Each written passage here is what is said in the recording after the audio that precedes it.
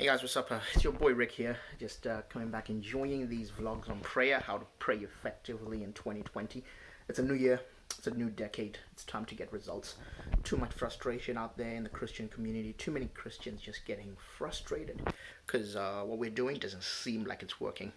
So I wanted to talk about something that I learned the hard way, which is that you need to work hard and pray hard. And let me paint a picture for you by telling you a story. In 2010, I just come back to God.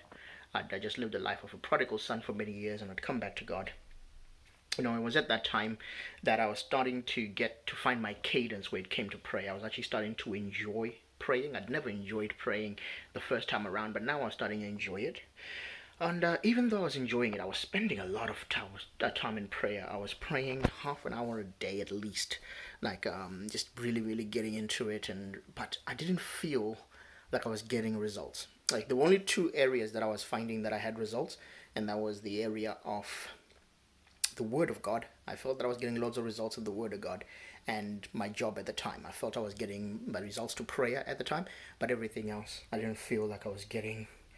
I didn't feel I was getting it, and I've only got to a realization of it now when I came to understand the concept of working hard and praying hard, that this has come through. At the time, I spent at least an hour a day in the Word of God.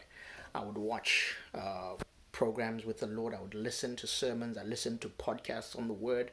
I would spend my own time myself reading the Word of God, and so I was working hard. I was doing research. I was analyzing all the information. I wouldn't just listen to a sermon. I'd actually analyze the information. And you know what? This was the aspect of God. It's always been the aspect of God that's first brought me into Him, which is the Word. And so to me, it didn't even feel like I was working because I was just doing so much.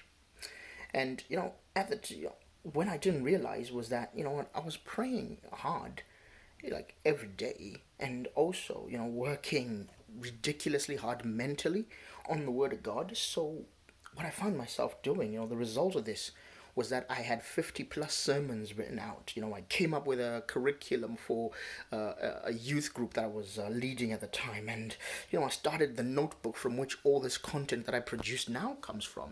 My notebook has closing in on well past 1,500 notes of incredible insights that I get, wisdom.